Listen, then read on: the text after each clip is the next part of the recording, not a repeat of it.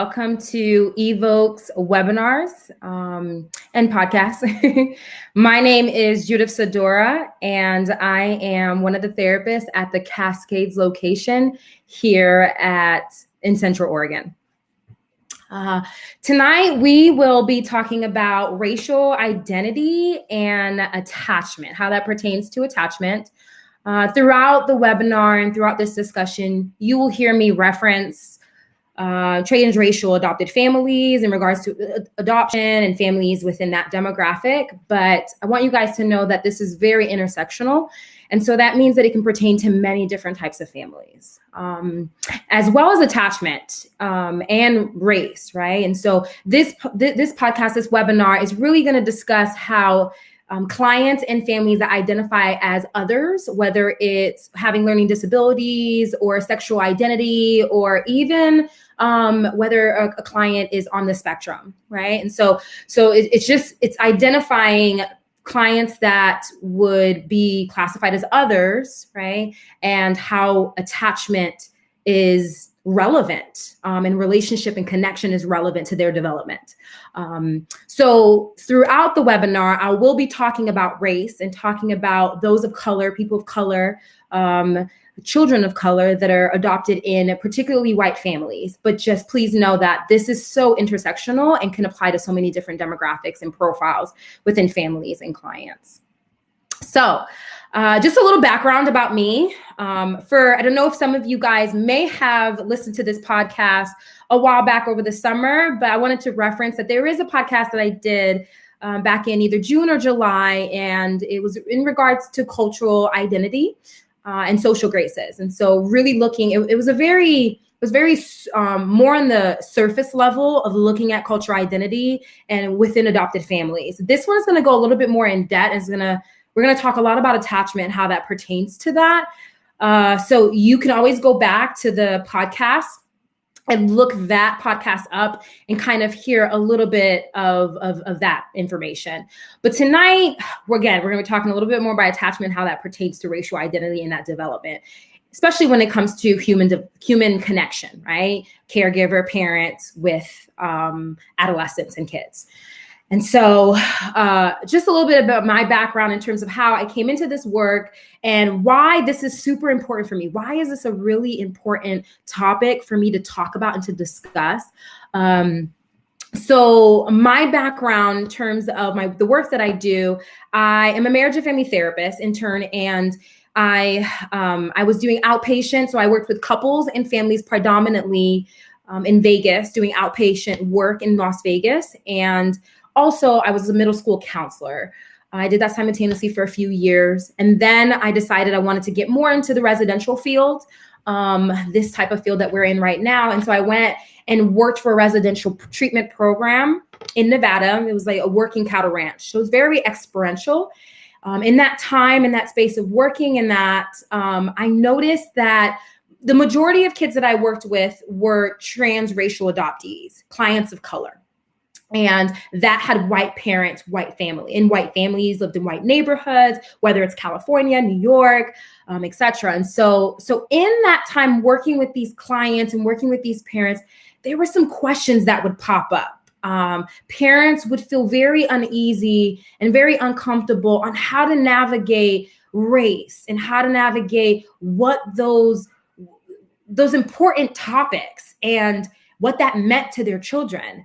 And in that as well, working with the clients, I started to realize that my boys and my girls, because I worked with both females and males, that they also needed the space to discuss some of this stuff, but they never found a safe place to be able to discuss that. And what I also noticed is that these kids, they loved and had so much gratitude for their adopted parents that they didn't want to bring up this conversation because they didn't want to rub their parents in the wrong way. They didn't want they didn't want their parents to know that they weren't ungrateful about them adopting them, or that there were questions that they had about their birth parents and about how difficult it is to navigate being a person of color or a person that is different in a family or in a society that's different from themselves. And so as I worked with these families and I saw the difficulties, I started to realize, okay, this is a place to be able to normalize these conversations, normalize the struggles that parents have with talking to their kids about this stuff, and also normalize how complex it is, that you don't always have all the answers and you don't know how to navigate these conversations. And so in that work, that's a lot of the work that I did with my transracial adopted families. So what's the focus? So why is this important? Because this pertains to identity development in so many different ways. So primarily I work with clients. So first I work with all types of clients. I work with clients of different races, clients with learning disabilities, different sexual orientation, different types of clients. But what I've started to realize is that my niche, you would say, my passion, my wheelhouse is really working with especially adolescent boys of color. I work with females as well too. But that was where my passion and my wheelhouse was. And so predominantly I work with adolescent boys out in the field here in the Cascades. And I also have not adolescent, but young adult clients that fit this profile. They're adopted in white families, and they identify as either biracial, African American, even from Senegal, Africa, any parts of different areas. And so I do both. I do adolescent and I do young adults. I'm predominantly in adolescent boys. And so I work with multiracial, cultural families, non-white families, clients of color, adopted families. I do work with clients of color that are not adopted. So they are families that all identify the same as well too. I do work with several clients in that way. So what's the therapeutic approach that I use? Several. There's the attachment. Attachment is a big focus of mine. I think it's a big focus on a lot of us therapists here at Evoke, whether it's in the Entrada location or it's the Cascades location. Narrative therapy. So as a family therapist, there are very staple family systems work that I do. And so I look at everything as part of the system, meaning that when I get a client out in the field that I'm working with, I'm always going to look at him as part of the whole. That's what's important. And so with the family system model and lens, I'm looking at narrative therapy and I'm looking at stories. I'm looking at how culture, whether it's dominant, so a greater macro level or a micro level, whether it's local stories and narratives that are out there within society or within a family that affects a client. So I'm looking at that and the stories that are developed in that. I'm also looking at emotional focused therapy. Emotional focused therapy really focuses on attunement, emotions, sharing the deepest and the darkest, feelings and emotions that tend to be pushed down, repressed to the side, and they don't feel comfortable sharing that. So I do a lot of that. Reflective listening for those of you who may have gone through the our program with your child. I'm sure you've learned about the I feel statements and reflecting and listening and practicing those skills for in terms of communication with your child. I also look at transgenerational model, and that is we're looking at trauma, we're looking at anxiety, we're looking at how is trauma passed down from generation to generation, and how does that affect the family system, and how does that affect the client, and how can we create this individualization even in the midst of a system? You can still identify, or you can still develop in your identity even while you're still a part of a whole. So it's that concept of looking at that trauma and looking how that affects today's generation, right? And then psychodrama. For those of you who know about our intensives that we have in Park City, it's heavily focused on psychodrama, and that's an experiential way to really look at trauma and look at where individuals are stuck in their own work. And so I utilize that out there in the field. So it's not just at Park City do we do psychodrama, but our adolescents are actually doing psychodrama work on themselves as well too. So a little bit of an idea of that. I am very expressive with my hands, so you will see that I will talk with my hand. It's funny because when I do parent phone calls, a lot of the times I'm on the phone, but I'm like really expressive with my hands. And so I just want to ask for grace in regards to that. But yeah, so let's go ahead to the next slide. So the two things that I said that we're going to focus on is attachment and racial identity, right? And so what I would like to do is kind of give a brief summary of adoption, the historical context of adoption, and look at research. Look at what research says, especially when it's pertaining to racial identity and transracial adoption. Okay. And so adoption entered in the US in about 1851 through statutes, different state statutes. So the Massachusetts statute developed the statute to create an opportunity to have placement for kids that did not have that didn't have their healthy caregivers, right? Healthy parents, the norm, what we consider the norm in terms of family structure. And so they developed the statute, Massachusetts, for adoption. Well, during that process, there was a lot of talk about transracial adoption. So you're thinking about kids and children who are others, who are different from white parents. And that's predominantly, if you notice, if you take statistics and we look at just the majority of parents that are adopting in our society today, they tend to be white affluent families or relatively affluent, right? I know that's subjective, but white families nonetheless, parents are adopting children of color, whether it's international adoption or in the country. And so there was a lot of questions about transracial adoption and where do we place these kids? And there was a lot of difficulty if you think about our historical context in terms of the abolishment of slavery. We talk about Black codes, we talk about segregation laws, Jim Crow, and that kind of stuff. We look at the magnitude of our history in that process, especially within the 1960s around the Civil Rights Movement. We're talking about, okay, where do we place these kids? And so what came up was discrimination towards children of color who are not able to be placed based on their color, right? So that's the process of discrimination. And so two acts were developed in order to protect kids of color. And that's the Multi-Ethnic Placement Act and then the Adoption and Safe Families Act in both 1994 and 1996. As you can tell, that is well after the 1960s, right? And so much has happened until there is these two things that are in place to create protection. It's just a way to protect kids of color to not be discriminated on in regards to being placed in safe homes, right? And so these acts were established. In the process of this, we have several organizations, Black political organizations, Native American groups, and one that is highly known is the National Association of Black Social Workers in the 1970s that were against transracial adoption. And the reason why they were against this is because they believed and they felt that white parents had the inability to help Black children develop and grow in a compromised racial society. And so if you look our culture historically and all the things that had happened that in regards to racism, whether overt or covert, how did that they had this understanding of how are white parents able to educate, protect, train, and raise and provide Black children in an environment that was so heavily racist, right? And so there was a lot of pushback in regards to that.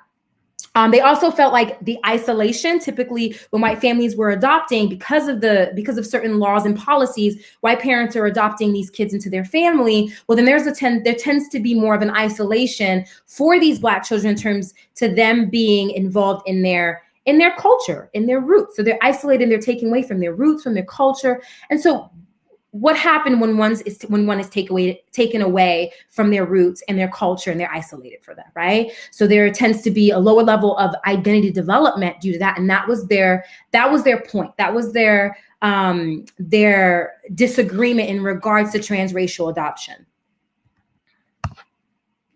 So let's look at research a little bit, even just today. So the Institute of Family Studies shows that there is an increase by 50% over just the last decade of transracial adoption, right? It's pretty popular, whether it is internationally, especially international adoption.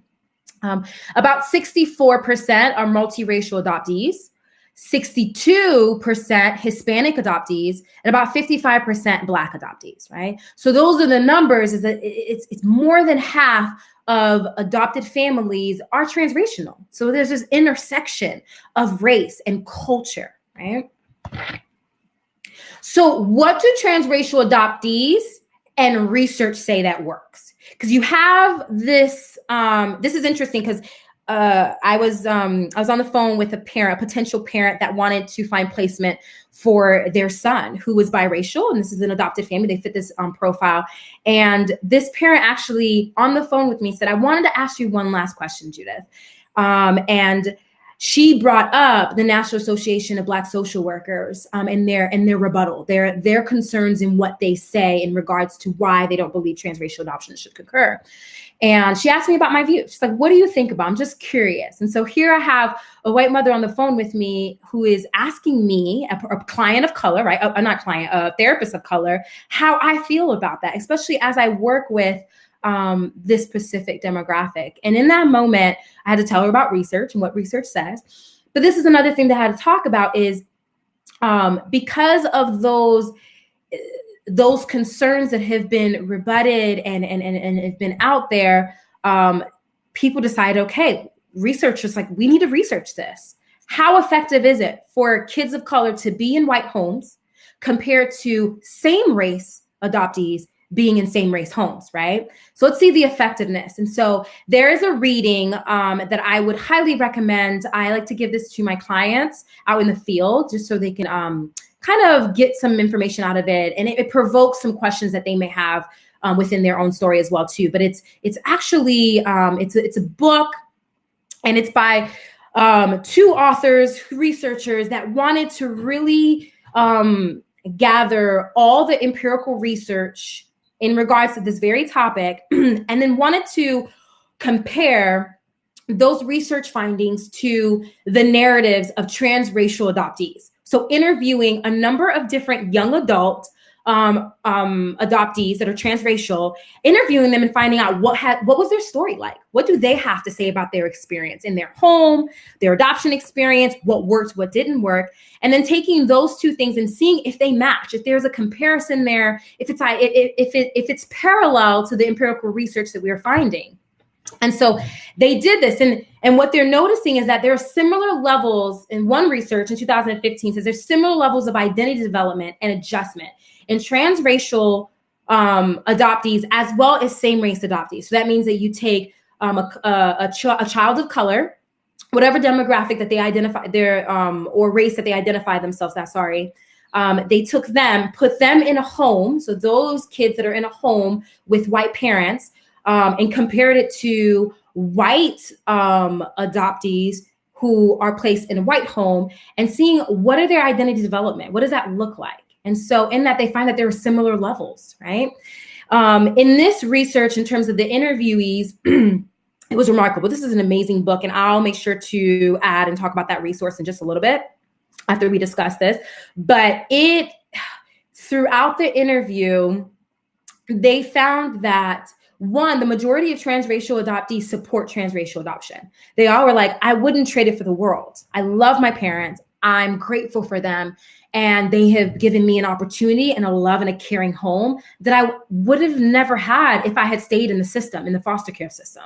And there's many research in terms of the cons, the difficulties of foster care system, and knowing that putting them in a home, a loving home placement, regardless of the race, is actually more beneficial for these kids. And so many of the transracial adoptees believe that, like they supported it and they wouldn't have had it any other way. They would rather that. Another thing is that in these interviews, these young adults were able to identify what worked. And almost all of the interviews talked about, and even the empirical research and what researchers have found that has worked with these adoptees, is that when parents, recognize the importance of learning about their child's racial history and their culture, and make that history and culture part of both their child's life and their family's life, then there's an increased level of identity development, right? So these kids are actually able to thrive and they're healthier in that way. And so that's what's found in the research, right? Another thing is parents must be idealistic about the future.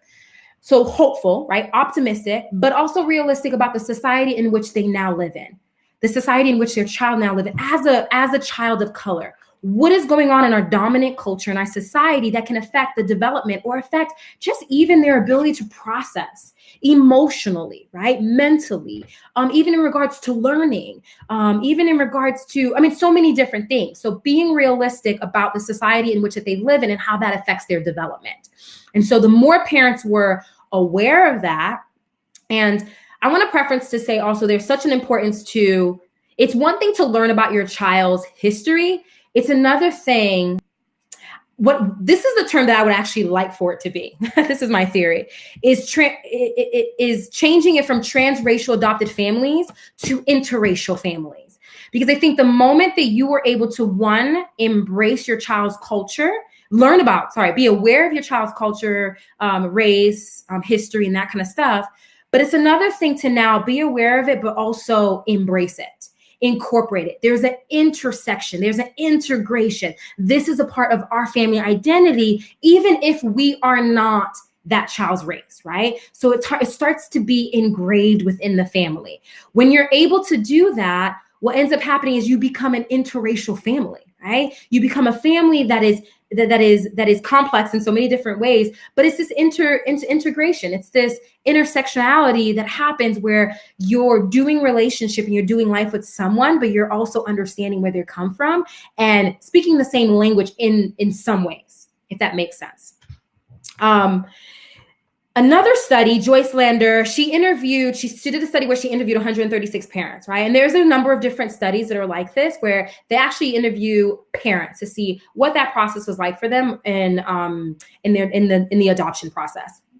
And the one thing that she realizes is that she actually went into that study with the idea that she was going to align more on the side of what the Black Association of Social Workers felt, their views and their concepts, as well as some other Black political organizations. And what she found is that there are whites who are actually capable of emotionally developing these kids, right? Being there emotionally for their children. And so it actually switched her view quite a bit because of the experiences that she was seeing, she was hearing in the parents, as well as the children that that were in these families. So what are the concepts? When I'm working with families, a lot of the concepts that I think of, it's going back to the therapeutic approaches that I was talking about earlier. So it's this idea of this narrative, right? What does our dominant society says? And so our identities are shaped by the stories and narratives of our lives. So it's systemic thinking as well, right? So you have that individual, but what does society and what does the dominant culture say that impacts this individual's life?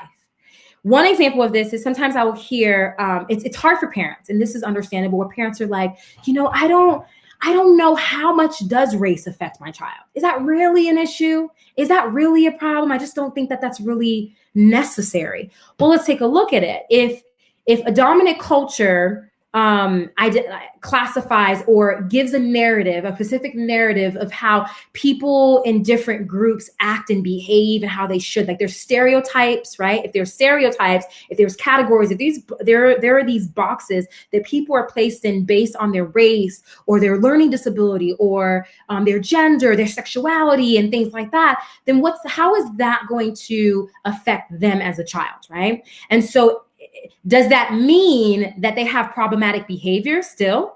And a lot of parents say that, right? You have drug use, you have gang activity, you have oppositional behaviors and sexual behaviors that are problematic, et cetera, et cetera.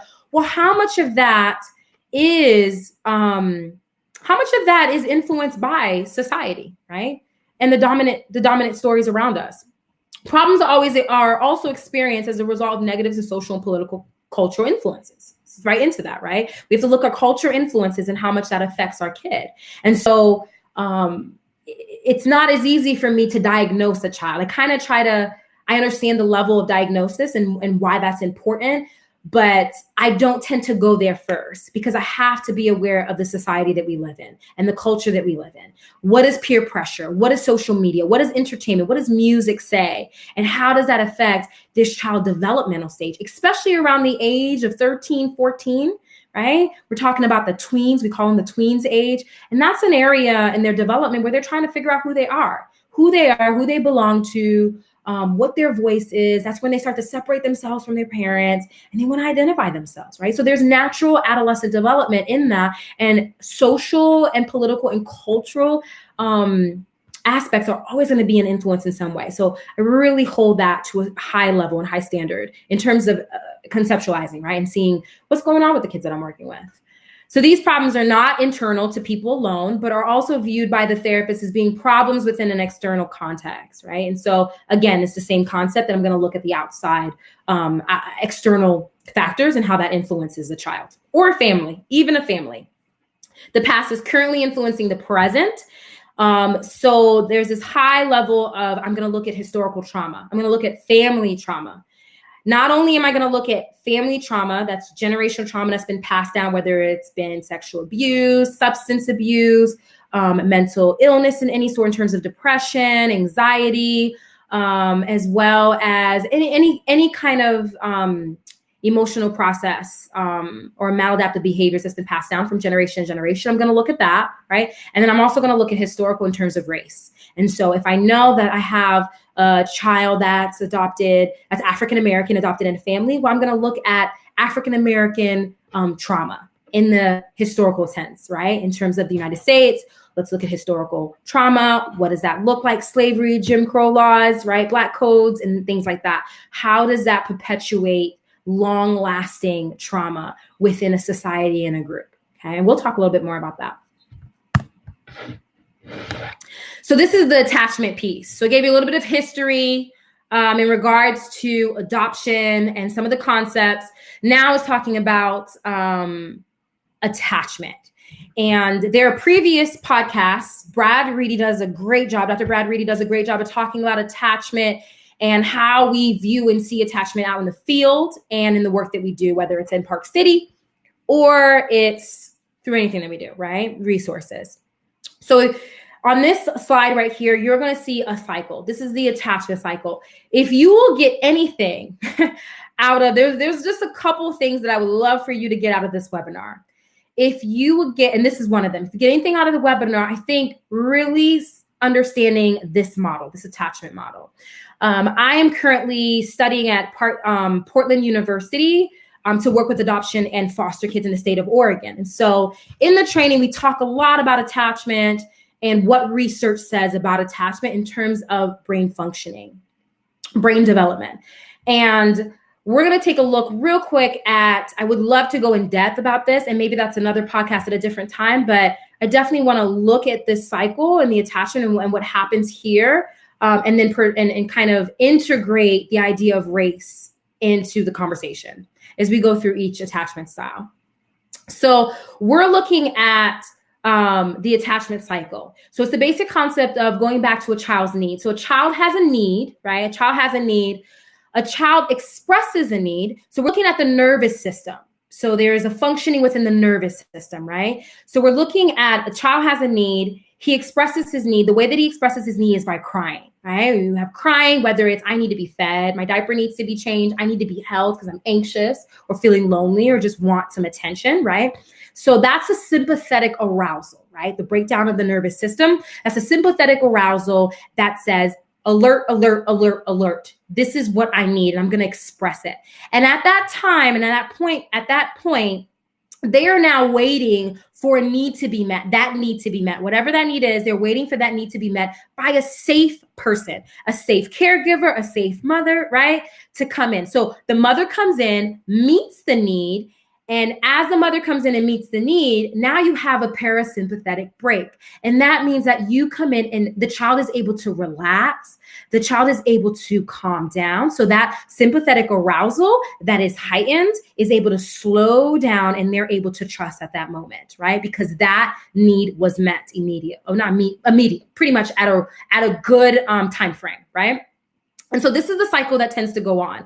What a lot of the times when I'm working with the kids out in the field, I'm noticing that kids who did not get this, and a lot of times we have adopted kids who were adopted at 2 years old. So you have kids that have been in the foster system, or they were maybe with their birth parents, and they experience a severe level of neglect. They experience a severe level of even abuse, whether it's sexual abuse, physical abuse, whatever it may be, right? And so there's a high level of neglect, which means that their ability to self-regulate when their feelings are so heightened, their emotions, and they have the sympathetic arousal, their ability to self-regulate was never developed. It's underdeveloped. The reason why it's underdeveloped is because there wasn't a co-regulator present for them at the time when their brain was developing and needed that co-regulator. Who's the co-regulator? It's the caregiver. It's the parents. So when you look at this attachment cycle and you see the sympathetic arousal, kid has a need, expresses the need is met. That's the co-regulation here. Once the need is met, that is a person, a parent that is coming to their kid in a healthy, not perfect, because we don't always get this right, and I'll talk about that a little bit later, but in a healthy way where they're able to come in and soothe that child so they're a co-regulator. And it's this idea that the more often a child has a co-regulator to help soothe them, so the more often they're experiencing this healthy cycle of attachment, right? This arousal, and then there's a parasympathetic break. It kind of goes up, and then it goes down. So that's the cycle, goes up and then it goes down. The more often that they're able to experience that by a safe person, the more they're actually able to internalize, right, co-regulation, which just means that they're able to self-soothe as they continue to develop and grow and get older. Hope that makes sense. We'll have questions afterwards. But yes, so it's this idea of let's be a co-regulator. Let's help self-soothe. And then throughout time, as they develop, they're able to do that for themselves. What ends up happening a lot of the times out in the field, this is exactly what I'm doing. I have kids that come in, severe levels of neglect and abuse. So they didn't have this. They didn't have this healthy attachment cycle, right? And so what ends up happening is at 14, 16, you see them, and you guys probably have seen them at home, right? There is this fight or flight. Right? Fight or flight. So what happens is that if I don't have, if my need is not being met, then my sympathetic arousal there's a tolerance window. So then, and I don't have a diagram for this, but there's a tolerance window. And once that arousal goes outside the tolerance window, that's when you get behaviors that are pretty much fight and flight, whether it's fighting, whether it's cussing, throwing things, hitting, becoming very violent and aggressive, or whether it's shutting down, no longer talking. And all of this is disassociating behaviors. That's how I kind of identify it. But yeah, they just, or freeze, just like, I can't do anything. And they collapse and they fall apart and they become very emotional. And so that's the wiring in the brain functioning on how to deal with high stress and intense situations. And so what I tend to do is as a therapist and staff out in the field, we have to become co-regulators. So we're reparenting these kids. And that's not to say parents were not this, especially adoptive parents. Adoptive parents are this, but sometimes with the lack of understanding of how frequent we need to do this, and how we need to normalize how frequent we need to do this, even at an older age when you're working with kids who are so much older. I think sometimes it's this idea of, we did that. I could have sworn I did some of that, and how come that didn't help? And that kind of stuff. It's repetitive behavior. So it's going to take a longer period of time. And so a lot of what we do out in the field is becoming their co-regulators, which means that we mirror, we're able to mirror, hey, like, this is what it means to self-soothe. Let's control the breathing. Let's focus on the here and now. What do you see? What do you hear? What do you touch? This is where we do mindfulness, breathing techniques, right? Helping them out, right? So that's taking care of their limbic system, right? So it's this idea of co-regulator experiences builds attachment to a safe person. So that has to do with the limbic system. So we're building attachment with them by mirroring what it means to regulate as their co-regulator. And that's talking soft. Maybe in the beginning, when they're heightened, when they're really stressed, we talk higher and then we bring it down to show them, hey, this is how we can come down, right? And as a 16-year-old, a 17-year-old, this stuff works. And the more often that we do it, the more they're starting to learn how to do that for themselves and apply it in their own life. There's this idea of differentiation encompasses a pattern of self-regulation. Dr. Brad Reedy talks a lot about this in terms of differentiation. That means knowing where one person begins and knowing where they end, knowing where you begin and where you end. So this idea of, because someone else is anxious, because someone is stressed, does my level of stress go outside of that window of tolerance, right? And so does my emotions, is that driven by another person's emotions and their inability to regulate? So differentiation, as you start to differentiate yourself from other people, you're actually able to self-regulate your emotions a lot more because you're working through that pattern, right? Individual identity can be formed and transformed by relationships and interactions with others. This is where attachment works. There was a client that I had that I was working out in the field who, this is pertaining to race. We had a client who staff was like, this client lost it. And we're talking about a client who struggled with, who's very aggressive, very volatile, very, very verbally aggressive and throwing stuff and then just a lot of different maladaptive behaviors in regards to that. And this client experienced his staff call him by another person's name. And the other person's name was a person of color. And that was a trigger for this client. And this client went off and went, just cussing and throwing stuff and really, really, really high stress and high strung. And when I got on the phone with the client, I had to work him through, okay, validating that. Like, what comes up for you when someone else calls you by a name? And he expressed it himself. Like he said, I've been here for how many months now, and I'm still getting mistaken by another Black person's name. Like, do they not? So it's this idea of not feeling seen, not feeling heard, right? Is that in case what's going on? Would I say the staff is racist and not? No, of course not. But at that moment, that client didn't feel seen. How is that connected to so many different times in his life where that client also did not feel seen, right? And so I had to validate, create some understanding. I hear you. That is so difficult. And I can see why you're upset, why that's difficult or hard for you, right? And so it's that idea. And then through that, what ends up happening is they're able to self-soothe. They're able to slow down and then now go and repair and advocately, assertively express their feelings to this staff and then mend that relationship, which was what happened, right? They were able to mend that relationship and advocate for themselves in a more assertive way. And so that's the idea of when we're able to do some of this work and validate someone in terms of how they're being triggered in this stuff, it actually creates this level of attunement. They felt heard by the staff, and that's really important. Let me go ahead and keep going because I know we're running a little bit later behind. So we're looking at development in terms of, if you look at adolescent development, human development, Peter J. and Erickson talk about the idea of birth and 18. So at birth to about 18 months, kids are thinking about trust. Can I trust you? Kind of goes back to that cycle again. Can I trust my caregiver? I have a need. Will they meet my need? Or can I not trust the world around me or the caregiver and I have to take care of myself, right? Erickson talks in his human development model is about 7 to 11 years old. They have concrete operations, right? So they're able to understand, they have concrete understanding and they're looking at social inferences. That means they're looking at socially, how do they fit into this world around them, culturally, in society and their peers? How do I fit? They learn through concepts and through relationships and how people view and see them, right? This is my belief, and this has actually been said before, that people of color actually learn this a lot earlier than other races. And so, and that probably has a lot to do with culture and historical background, but yes, this idea that kids of color and children of color are learning about how they fit within society a whole lot earlier than normal. So they're also learning whether they can trust people around them a lot earlier than the general population, right?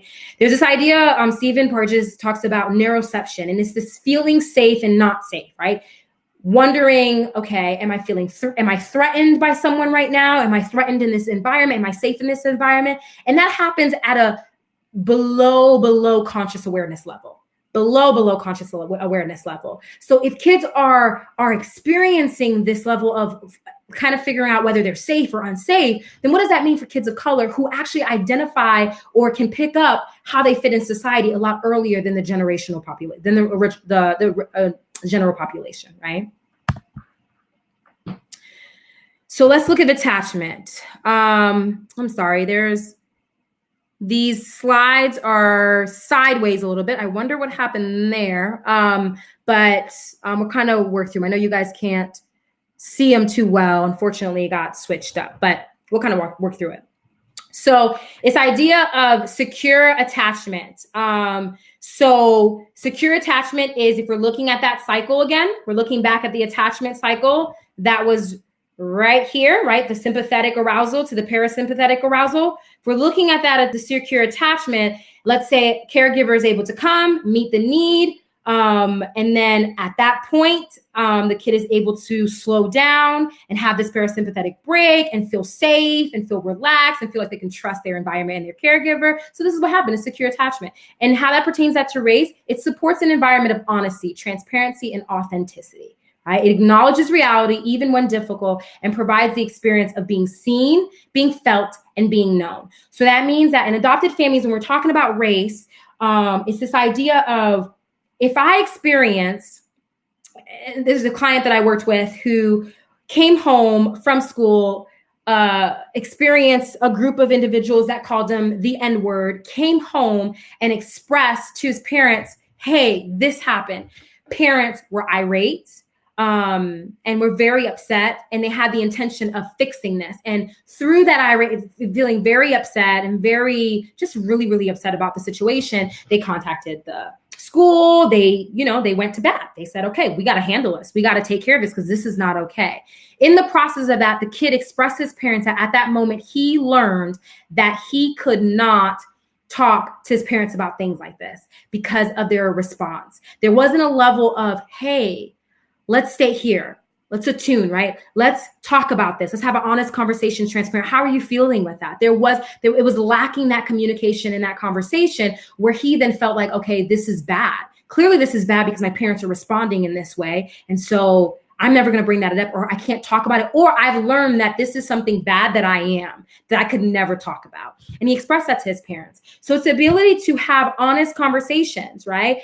There's parents sometimes who withhold information from their kids because they're fearful and they're scared of what will happen with their kid. Maybe that wouldn't sit well and that wouldn't be good. But it's this idea of, what does it mean to have honest communication with your kid? Age appropriately, of course, but what does it mean to have honest communication? And acknowledging reality. Let's acknowledge the society that they live in. This is tough. This is hard. Let's acknowledge that maybe they go to a school that they're the only person of color in that school, or they're the only person of color in that group, and what might come up for you. So spontaneously having the conversation of, hey, I noticed that, we walked into this event or this situation and you're the only person of color in that. Like, what comes up for you in those moments? Can you share that with me? Can you talk to me about that? Because I want to be in tune. I want to be aware of how that feels for you, right? They feel seen, they feel felt, and they feel known, right? If we go to the anxious attachment, the parent takes on the discomfort and makes it their own. So this is the idea of the kid that comes home. This happened to me. I was called the N-word. I don't know what that is. I'm upset. Parents become irate and they become anxious. Where you see this in the attachment cycle, right back here, right, is that there's a sympathetic arousal with the kid. The kid comes home, has a need. I want to talk about this because this makes me feel super uncomfortable. And then the parent meets this need in a very anxious way. Right? So the parent is not coming to this child with this idea of, oh, okay, calm. It's okay to be upset. You want to match the kid who has the sympathetic arousal. If the kid is stressed about something, there is a level of matching that in the beginning. Like, oh, I am so sorry that you went through that. That has to be tough. Come and sit down. Let's have a family conversation. What's coming up for you? Let's talk about this. And that's where you're like bringing it back down, right? And so if you're approaching in this sympathetic arousal as a parent, you're coming in and you're aroused, you're anxious, you're upset, you're angry, and you stay at that level, this kid now learns that, oh, I need to take care of my parent, right? I need to take care of them. This is not okay. I don't want to bring this up again because that makes them anxious. That is not okay. That tells me that something about that is not okay, which means there's something about me that's not okay in regards to that conversation. And so, yeah. So let's go on to the next one. Find this slide here.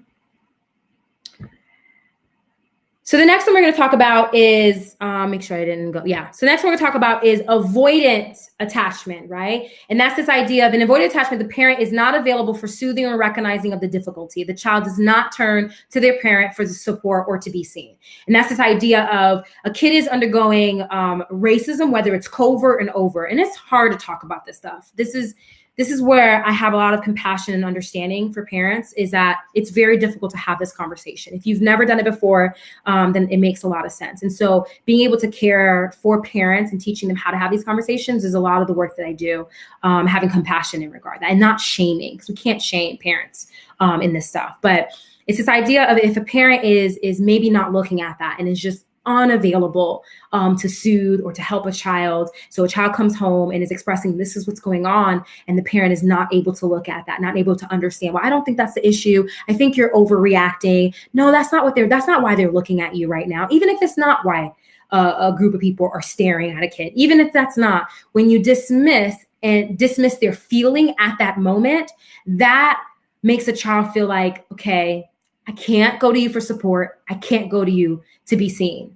You're not going to talk to me about that. And so that's when they shut down their emotions. They shut down their feelings. They become very avoidant in regards to that relationship. I'm not going to feel safe enough to talk to you about this. And so this idea of being able to be present in that moment, even if there are logical reasons to why that child is feeling that way, that may not be connected to their perception. How do we validate and hear their feelings and their perception at the same time?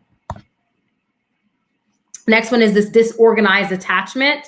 So in disorganized attachment, the child experiences the caregiver as mean, weak, or gone. Their parent is overtly and covertly racist. The caregiver collapses under the stress of racial differences, or their race is completely denied. So it's this idea of, I'm just going to deny race altogether. We don't talk about that. We don't see color. We just love you, and that's it. And that's not an issue. That doesn't need to be an issue. You're part of this family, and that's it. So those are some of the statements that sometimes are made by parents, and it's just not having the awareness of how that actually, again, dismisses the kid's lived experience within their culture and their society, right? I also say this to parents, that you have to remember that these kids are going to school, that they're going outside of their home in these social environments that are really, really tough. And they're getting a lot of mixed messages. So we want to be a place at home that creates space for them to talk about these things.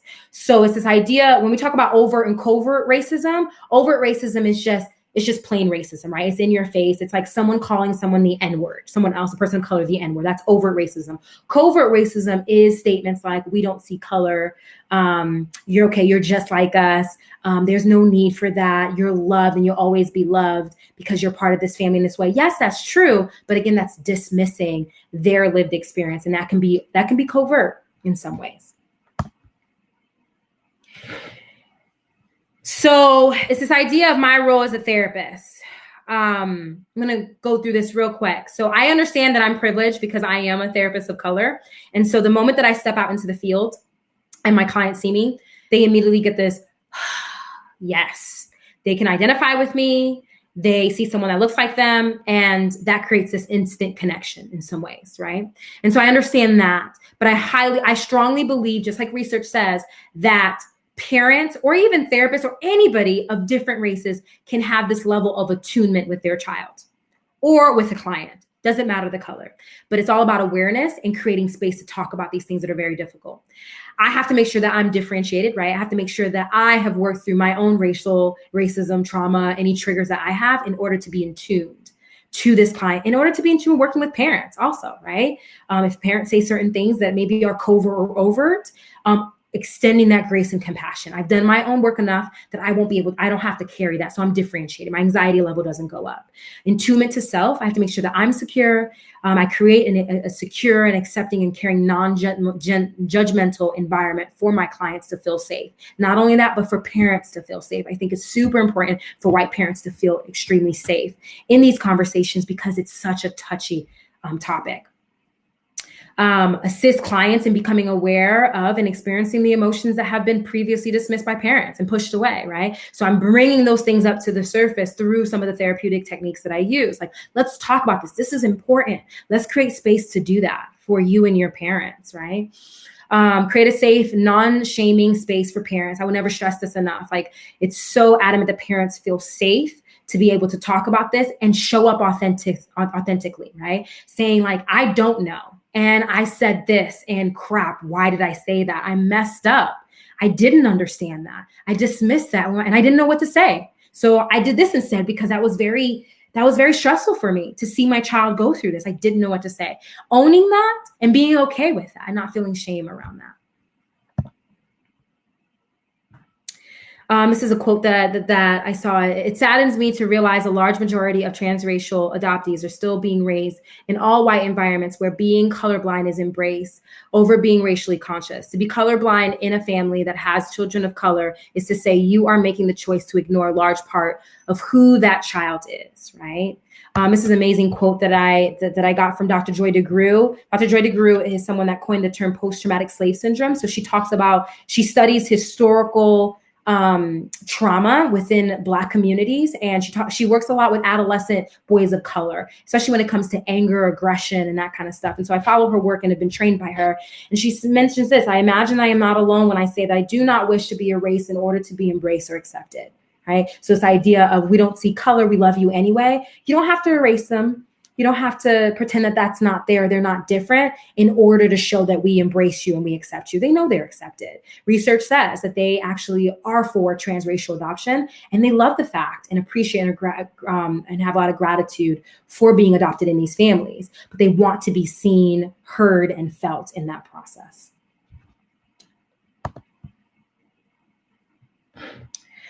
So that concludes the webinar that we'll do for tonight, for this evening.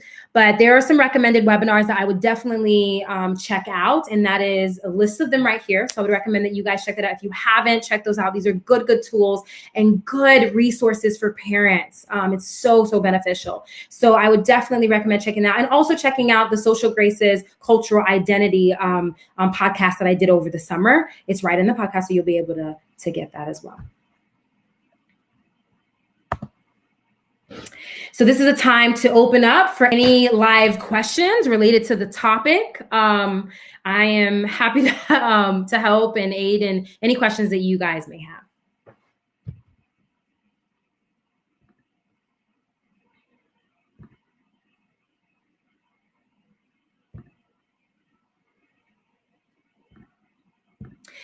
Another thing that I also stress, I think it's in the work that I do, a lot of parents ask, how relevant is this, especially out in the field and within parenting and the kids with that fit this demographic and this profile. About most of the time, these are what these kids are bringing up, but they're scared to bring it up. I was at a conference, the Attached conference, and there was a kid that was a biracial boy, adolescent boy, who came up to me, introduced himself to me, and then I told him what I did for work, and that I work with adolescent boys of color, and we were out in the wilderness, we're out in the field, and we just talk about these important topics. I use the word normalize. We normalize what it feels like for kids of color to be in an environment, white environment or white family, and it's hard for them. And this kid looked at me, and I remember he left, he came back, and he said, "Can I hear a little bit more about what you shared? Because I don't think I've ever heard that." And this is a kid that's undergo obviously some problems himself. He's been through therapy quite a bit, and he kind of shared a story.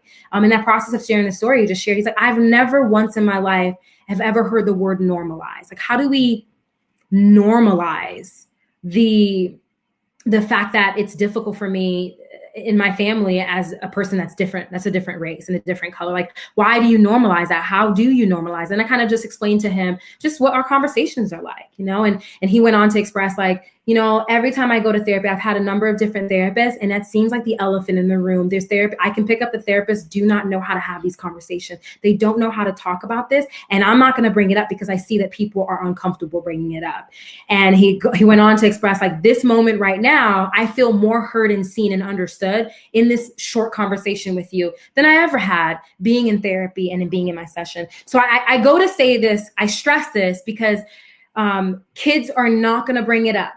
They're not. How you're going to see them do this, what they are going to do, though, is that you're going to watch them try to identify with other people of color and other groups and peer groups through ways that cause a lot of problems, through some things that lands them in wilderness therapy. For example, rap music, right? What are they identifying with? What are they identifying with the historical context of rap music, right? And who creates this type of music, right? They're identifying when you think about gang activity, or you're thinking about certain areas that they like to go, whether they live in New York, California, or whatever it is, and the peer group that they're with. Well, who are they identifying with? They're identifying with people of color that look like them.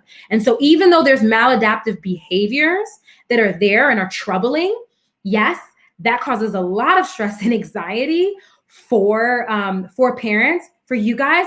But at the same time, what's the meaning behind that? What are those behaviors communicating? Because they're communicating something a little bit deeper. And that's what I do. I reframe that for kids. I look at kids and I said, you know what? I commend you, because you went and you searched for a place, an environment, and a home where people identified with you, where you felt a sense of familiarity, right? A sense of belonging. Like, that's huge. Now, how can we do that in a way where it's safe, right? And so it's validating what they're seeking, because that's what they're doing. So if they're not talking to you about it, look at their behaviors. Their behaviors are probably, it's a way, it's a covert way of expressing to you that this is a problem. This is an issue, and I would like to talk about it. Now we have some questions here. So the name of the book that I was referring to earlier, let me look at that real quick. It is called In Their Own Voices, Transracial Adoptees Tell Their Story. And I'll go ahead a little bit and add that in there, but it's called In Their Own Voices, Transracial Adoptees Tell Their Story. Phenomenal resource to get. Okay. Where can we find more information about Dr. DeGrew's work? Yes, YouTube it for sure. You can go to Dr. JoyDeGrewPublications.com. I'll also add that too. Yes, Dr. JoyDeGrewPublications.com. That's where she has a website, and all the information is there. There's actually a course that she has, a 10-week course, and it provides so much information. It is rich information, and it talks about human, like, adolescent development, especially adolescent boys. She talks about aggression and violence, and what does that mean? What is that correlated to? In regards to their behavior, those maladaptive behaviors that they have. Any other questions?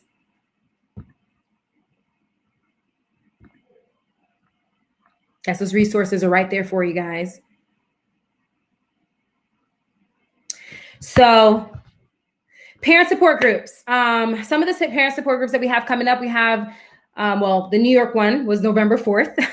We have the next one in Southern California, South Bay, December 1st, 3:30 to 6:30 p.m. If you're in the area, I would really advise checking those out. Those parent support groups are so helpful. I have parents that go there and they absolutely love it. You can RSVP at Melanie at evoketherapy.com. She'll go ahead and get you signed up, but I would recommend going to the parent support groups.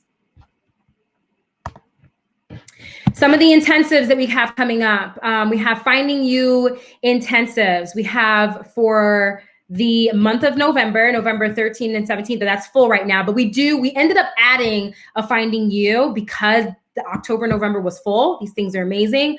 And so December 11th and 15th is newly open. So I would definitely recommend, if you would like to get into an intensive, go ahead and do that. These intensives are so phenomenal. I've been able to co-facilitate with Claire on some of these, and going to be actually, and I know we don't have that information here either, but for 2020 dates, I'll be leading the January 8th to 12th. And so if you are interested in doing some work with me, we can also do that on January 8th to 12th. And then we have them for each month. So there's Finding You each month. So go ahead and email intensive@evoketherapy.com so you can sign up for the Finding You intensives. Good work. Also follow us on social media. You can download the podcast app, super easy on your smartphone, super easy on the Android, the iPhone. You can download that. You can easily get the podcast, listen to them while you're in the car, listening to them anywhere. Also follow us on Twitter and Instagram. Okay, you can follow us there. Evoke Therapy Programs. That's our handle, is Evoke Therapy. Another handle for the intensive is at Evoke Summit Lodge. Follow us there. You can find us on Facebook. Just search Evoke Therapy Programs. There's also an alumni foundation on Facebook, and you can find that by researching the Evoke Family Foundation. And that's where there's a lot of alumni, a lot of support. I think it's really good to have that parent support and connecting with parents that have also been there.